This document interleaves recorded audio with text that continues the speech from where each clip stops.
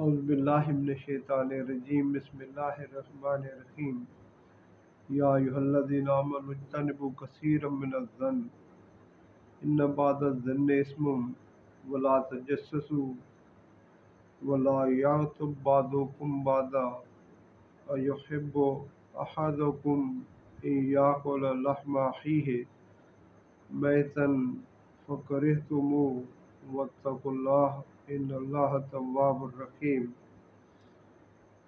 اے لوگو جو ایمان لائے ہو، بہت سی بدگمانیوں سے بچو، بے شک بعض بدگمانیاں گناہ ہوتی ہیں، اور تم ایک دوسرے کی جاسوسی نہ کرو، اور تم میں سے کوئی دوسرے کی غیبت نہ کرے۔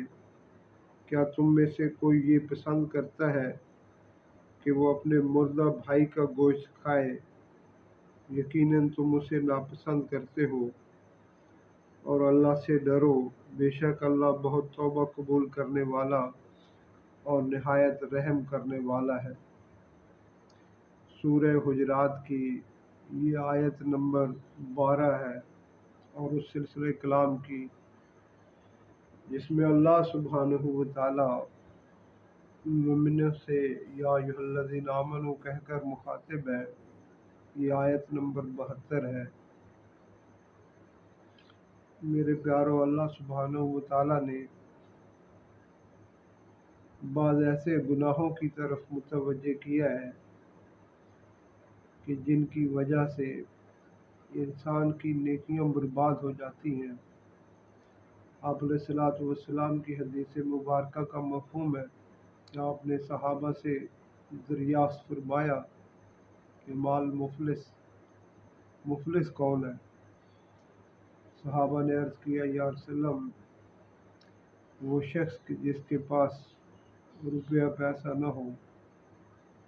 آپ علیہ الصلوۃ والسلام نے فرمایا، نہیں، بلکہ حقیقت میں مفلس وہ شخص ہے کہ جو قیامت کے دن نیکیوں کا پہاڑ لے کر آئے گا، لیکن اس نے کسی کی غیبت کی ہوگی، کسی کی پیٹھ پیچھے برائی کی ہوگی،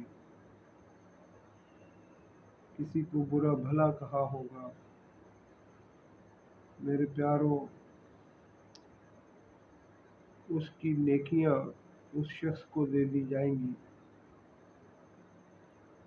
اور جب اس کی نیکیاں ختم ہو جائیں گی، پھر بھی لوگوں کے حقوق اس پر باقی ہوں گے، تو پھر ان کے گناہ اس شخص پر ڈال دیے جائیں گے، اور اس پر اس طرح سے گناہوں کا ایک پہاڑ بن جائے گا۔ او کما قال علیہ الصلوۃ والسلام۔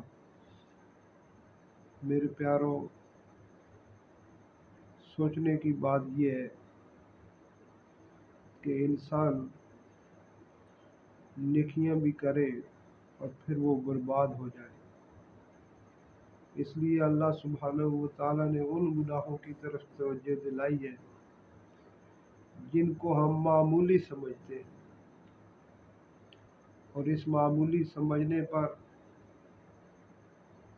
کرتے چلے جاتے ہیں، اس سے باز نہیں آتے، اور اپنی نیکیاں برباد کر ڈالتے ہیں۔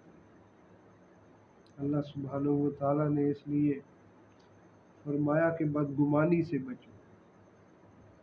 لوگوں کے بارے میں مومن اچھا گمان رکھتا ہے، اور خاص طور پر اچھے لوگوں کے بارے میں کبھی کسی بدگمانی کا شکار نہیں ہونا چاہیے۔ اور یہ انسان کو ہمیشہ یاد رہنا چاہیے کہ انسان خلق الانسان ضعیفا، انسان کے اندر کمزوریاں ہو سکتی ہیں، لیکن ان کمزوریوں کو اچھالنا، میرے پیارو، یہ اچھی بات نہیں ہے۔ اور نہ ہی اللہ سبحانہ و تعالیٰ نے فرمایا وَلَا تَجَسَّسُوا، کہ نہ ان کی جاسوسی کرو۔ نیک لوگوں کے بارے میں، اچھے لوگوں کے بارے میں ان کی ٹوہ میں لگے رہنا، میرے پیارو، یہ جائز نہیں۔ آج مغرب نے ایک تصور دیا کہ سب کے عیب و ہنر سامنے لائے جائیں۔ میرے پیارو، انسان اس آزادی پر بڑا خوش ہے، لیکن اس کے جو نتائج نکل رہے ہیں وہ بڑے بھیانک ہیں۔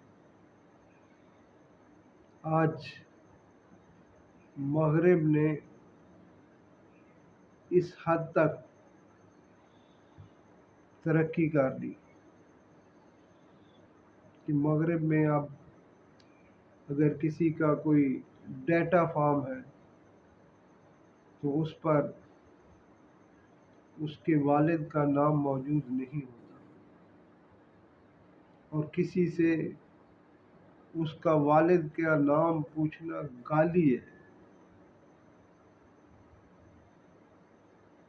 میرے پیارو، یہ کون سی ترقی ہے؟